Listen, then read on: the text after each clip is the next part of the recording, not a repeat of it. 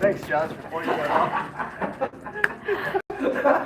Okay, so we are going to skip the first part about acquisition of EDU versus MCU. We know that EDU is like a corporation of universities here in the US and Canada. So we are acquiring already this university, MCU, that has got already the name and the prestige in a way in the country of Cambodia. So we already know, and especially in Module 2, cultural differences with hostess. Okay, we can do that analysis. And so you go directly to the promotional goals. Can you go back? Next one, next one. Okay. Promotional goals. Okay. Okay, so you guys already know the story here. We want to try to acquire MCU, Me Kong Tom University. So the promotional goals, the objectives is to increase the global footprint and expand international operations. And incentives to get there is for more enrollment is to do renovations on the facility and make it nicer so the students can have a nice place to learn with air conditioning and good instructors like our teacher here. And we're going to have increased funding for online courses. That's our promotional goals. Then the business environmental factors is like we discussed earlier, is the cultural factors. So we don't want to offend any culture. We want to bring them all in and value all the different cultures. And in the different cultures, they have customs that we must learn, their rituals, how they communicate, the thought process they have, and what is the expected behaviors and practices that's the norm for them. Because we don't want to be acting some behavior that might be offensive to them. That'll immediately turn them off. So basically, it's what is acceptable and what is not acceptable. Then we move on to the legal factors. So like the teacher was saying earlier, there's like two people that run the TV. They gotta make sure that it goes through that guy with the glasses. Yes, and take into account that like the regulation, like the laws and regulation enforcement, it's like there's a poor culture there on that. Okay, so we have to as well to take that into account, but at the same time, because we are acquiring, we have higher standards, and then it's like what we were checking that before, and I think that Nate was pointing out. It's like it's not only what my company is doing abroad, my staff members, but the third parties. Remember that we mentioned that in Module 1, Module 2, even in Module 3, like the importance of when I'm going global, I have to take into account my people, my staff here in America, in the universities of Canada and the US. My people, my professors, for instance, or admin people in Cambodia, okay? That's my staff. Who are my clients? My clients, my local clients there, as well. My foreign clients that I'm attracting. My clients, my students here in the US, America, like America, I mean Canada as well. And the third one is like the third parties who I'm working with as well. All right, so it has to be follow certain standards as well. So American regulations, but as well type of their regulations and law. Yes. Okay. So the local government has to the government has to approve of your business that you're doing there before it can be successful. If the government doesn't buy in, chances are they might give you a hard time with barriers such as like higher tariffs, and of course they could impose limitations. And like the non-tariff barriers that we talked as well, that type of limitations, a lot of bureaucracy, red tape, as you say red here tape. in Yeah. America, that makes it impossible. Basically, it's gonna take 2 years going back and forward. No, the office is closed. Now you have to go there. Now you know how if you have been in developing countries or undeveloped countries, I don't like that term, but poor countries, poor regions, that's a big barrier. Okay.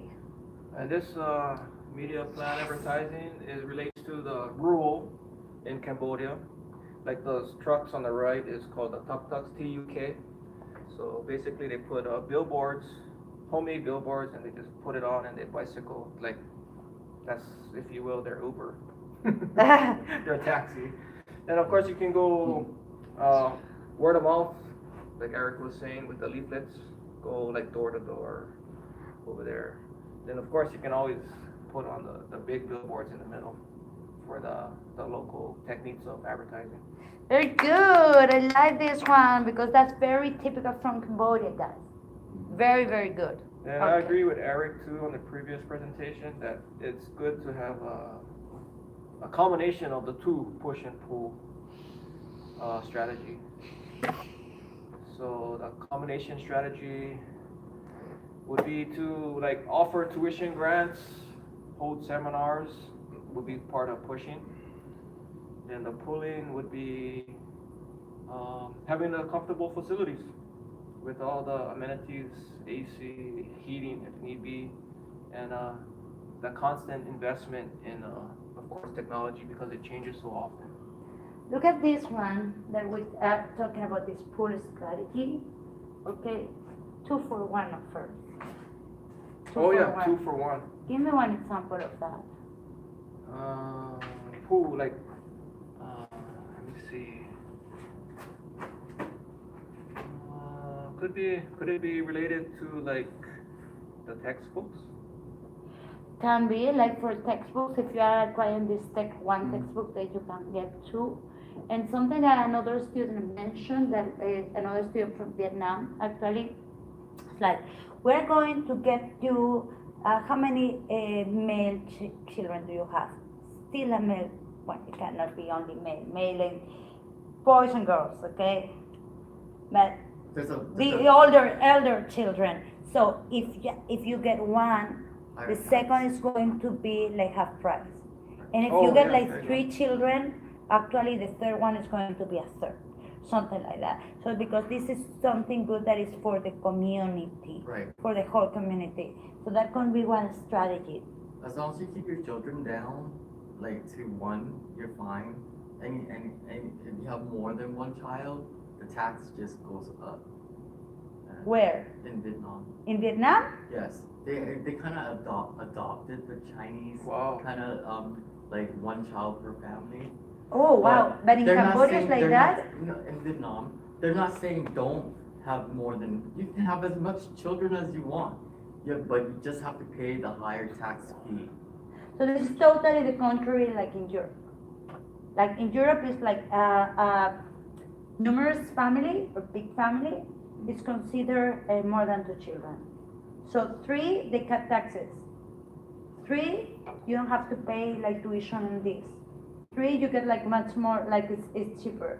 So maybe for the families who have got 2 children, or maybe if that's the situation in Vietnam, it can be first cousins, because you have first cousins. So it's from the same name of the same family tree. So you and your cousin come and join together, okay? So you're going to get a discount. 2 for 1, yeah. 2 for 1, you know what I mean? 1 tuition bill for 2 students. Yeah. 2 for 1. Yeah. Like, why put your child through hardship? Like if you ask a girl, instead of getting 1, you get 2. In what world are you living in? In the world of dreams? I just want free dinner. Okay. Economic, culture, and political legal environment. So the political, on the far left, you can see there's like major tensions going on.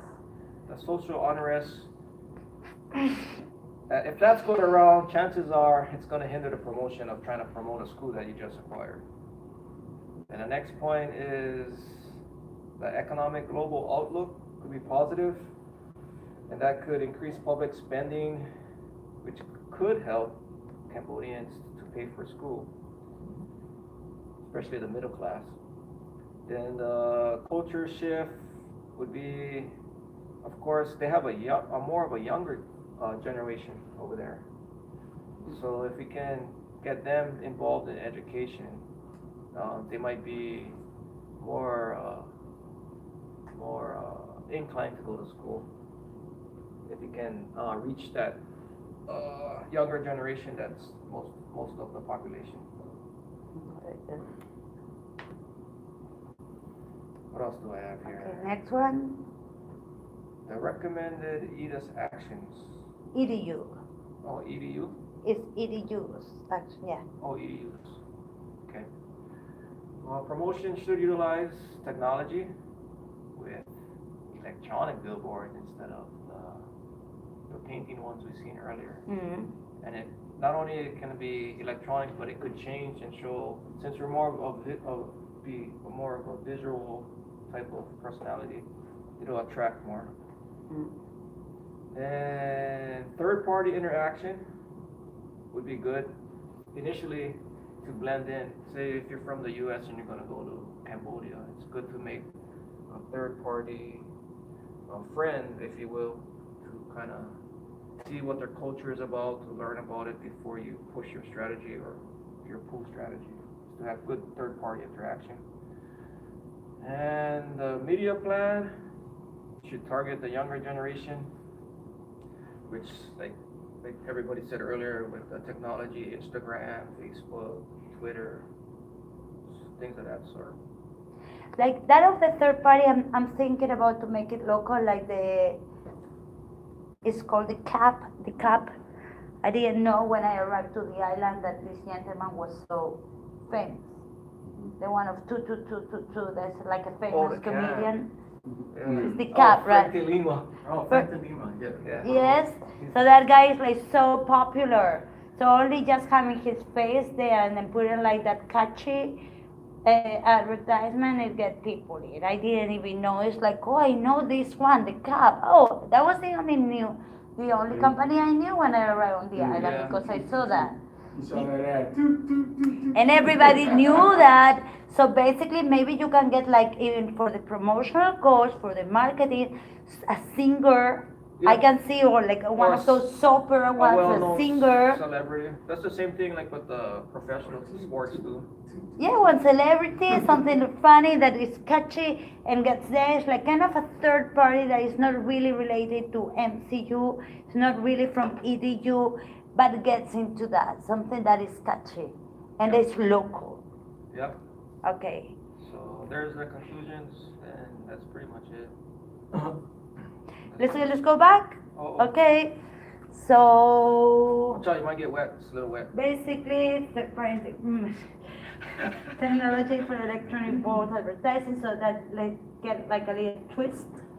Okay. Leaf billboards, small boards. Good. Wonderful. Oh wow.